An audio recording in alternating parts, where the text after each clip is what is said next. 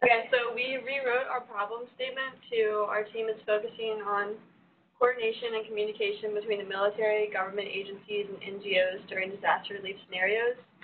These groups must be able to communicate and coordinate in order to minimize the loss of life and prevent further injury.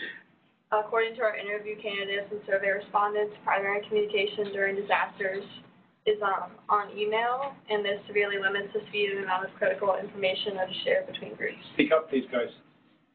So we decided to actually define disaster through the dictionary. So a sudden calamitous event bringing great damage, loss, or destruction is what Merriam-Webster defines disaster as. I just want to add something really quick there, too. Somebody raised that question last time, and we all thought that was a good question, and that's obviously that's the textbook definition, but we're also going to use our own interpretation of that in terms of, especially with scale, like if only 6 people are affected, maybe it's not a disaster. I mean, we haven't really defined where that threshold is, but we're going to work on that some more. So we still are using the persona profiles for each kind of our interviewees and survey respondents, and so we actually changed it. We had medical personnel just as a broad category. We decided to break that up between doctors and physicians, or physicians and nurses, because everybody has a different kind of role, and everyone has a different point of view. So basically, we found out from a physician that triaging types and severity of injury are the most important information to know, which is things that are really important during disaster relief. By the way, triaging is deciding which patients to treat first with limited resources that we have. And we also got a broad, depiction of what the military brings in disaster relief, which is pretty much capability. Like, they're helping deliver supplies, and they have, the biggest helicopters, ships, out of any other group, so they basically, help connect and, bring the supplies to places. And then first responders really need information on the infrastructure so they don't go into a dangerous situation. When we created a questionnaire and sent it out to a bunch of people, and the biggest overwhelming response that we kind of got from the military personnel was they wish they were connected with NGOs because they don't have that kind of communication. All they have is organizational communication through email, and so that can be really difficult for them to find out information. So these are just some memorable quotes that we got from our survey and our interviews. The biggest one we thought was the challenge at first was locating those that needed help. This was from a guy who was in Indonesia 9 days after the tsunami hit in 2004, and the way he described the situation made it a lot more real to us. So that is something that we're really focusing on with this project. All right. So for this week, we had 3 new hypotheses that we were gonna sort of gear our interviews towards to answer. The first one is we should prioritize physical resources over human resources. We found this to be validated. Most people we talked about were there are no shortage of people willing to help. We always have enough people, but what we don't have are the resources like medicine or food or water, and the ability to get them where they need to be. Our second hypothesis was should there be a hierarchy in the chain of command with our mobile app, especially if we do go that route. And we found this to be validated. While it's important that everyone get access to the information they need, different entities need different amounts of information. So just sending out a mass amount of information to everybody would probably be a little more hurtful than it would help, kind of Slack, a little more confusing. And then can information from state and local officials be relevant in exploring a national scale solution? We found this to be validated as well because local officials are always the first to respond to disasters. So using them as a resource is always going to be very helpful. Yeah, ideally, this is ideal. We could make a solution that could be then replicated in a larger context. But, I mean, that's further down the line. Yeah, exactly. Honestly, not much has changed from this slide. So what I will say is that through working with Ms. Goodwin, who's been fantastic, we're really trying to identify which types of people we want to talk to get the most information. And this is something that Professor Holland touched on with the other group is there's so many people under the medical field. Do I want to talk to a foot doctor? Maybe not. I mean, so we're really trying to target and identify which types of doctors, which types of physicians, which types of IT people. And it's not in this slide, but we have a list of the type of targeted occupations, and that's just kind of a guide we can use our own discretion. Like if we meet someone, we can say, well, they may or may not have useful information. We can use our own discretion for that, but we've really shifted on focusing on more on. All right, so a few changes to our beneficiaries and mission achievements here. We listed our types of beneficiaries as the different types of archetypes we came up with as the people who will be dealing with these disasters. We also want to quantify our achievements. So in this case, it's going to be that first responders and authorities can access and transmit that necessary data, but now we want them to be able to have it within 30 seconds. That's going to be a significant improvement over the lag that like looking up things through email is going to be between shifting through the emails, pulling up, etc. We also want to reduce the loss of human life due to communication delays. We want to reduce extra loss of life due to that to 0.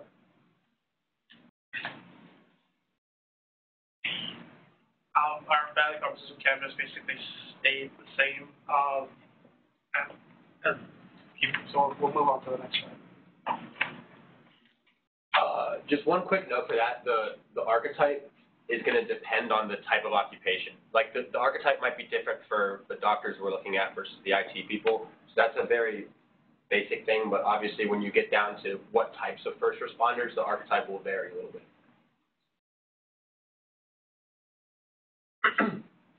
And our customer workflow hasn't really changed that much.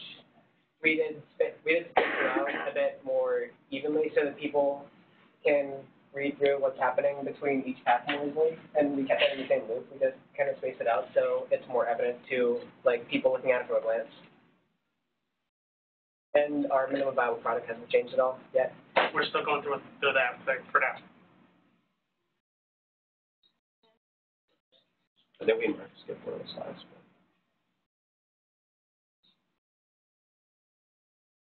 Oh, that's it? I guess We can move on to feedback, yeah. Yeah, we're Nice done. job, guys. All right. 1, 2, 3. All right, team, what's the feedback? On your mission model canvas, you have like the beneficiary listed as directors. Like what specifically are you referring to? So there are a lot of directors that we're focused on. That's one of the things we're going to narrow down to, as I think Mr. Allen mentioned, Dr. Allen mentioned. Yeah, we're going to do specific, very, very specific ones and what they're actually doing in the disaster. Mostly it's like the management level people who are calling the shots. Yes. Like the decision makers for each group, pretty much. I didn't see a ton of change this week, but what I hear in your story kind of is these scaffolding things, like this survey process you've set up. I think you're setting yourself up for like more transitions in the future, and so I think your slide, I think it's actually not reflecting all of the work you did. Yeah. What we're seeing here. So I look forward to seeing that in the future. Okay. Sorry, I was gonna say I appreciate the you did point out that one of your aha moments was the email, and email being the only link between the NGOs. I think you want to drill into that, and I'm going to ask you who is your primary beneficiary. I think you may get a little too lost if you start thinking about all the potential beneficiaries, right? So who is this product really going to benefit? And it's going to benefit everyone in that chain, but it sounds like maybe these managers, people who are doing the coordination are the ones that are going to benefit the most. So maybe you want to try to focus attention on that. Like Dr. Lewis, I feel that you guys were working really, really hard all week, and you're constrained by the way the information is being laid out at the moment. Can you maybe reflect back on your big aha moments that might have not been captured here? Something that we kind of decided as a team last night, actually, was we were focusing on state-level disasters, but realized that the main problem is coming from governmental to non-governmental organization communication. And so that was something that was really big that we realized last night, and it's going to be it's a huge, huge thing to tackle. But that's something that we realized that is going to have to happen. We also talked a little bit more about the barriers that are between NGOs and government organizations, how they're not even sure what they're allowed to share with each other, how they're not even allowed to, who they can talk to, who they can't talk to. We're going to talk more about that. We're going to investigate more into that to look up some specifics. You go back to your pains and gains, because I think that's something for everybody. I really hear a lot of these like social and emotional pains and gains in your story, but for each of the teams, that's not really coming through in your pains and gains. And remember, like, those social things and emotional things can be especially important to people.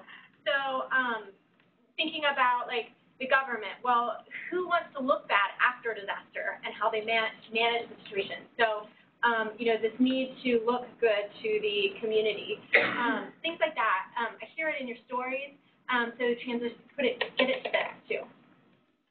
I just want to add that, if you could you briefly explain where or how does your product fit in the mission? Because that's tied to the beneficiary discussion we had earlier. How does your product fit in that mission accomplishment process?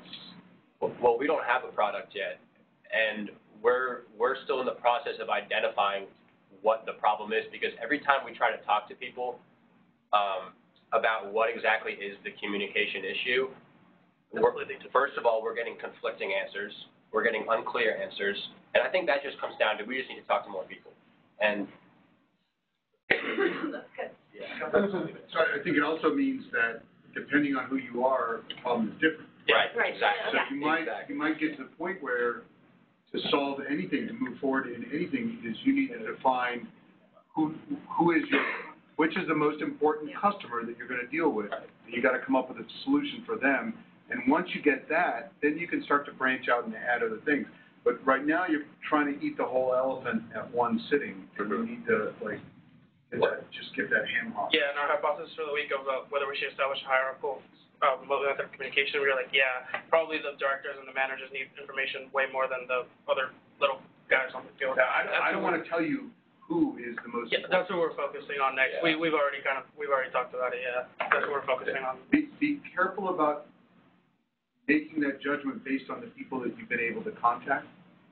Think about the problem, right? So if the problem is communicating with that person that needs help, making a product for the military commanders is maybe not the right answer. So I don't know which direction you're going to go, but just think about that. Make sure that your product matches your customer.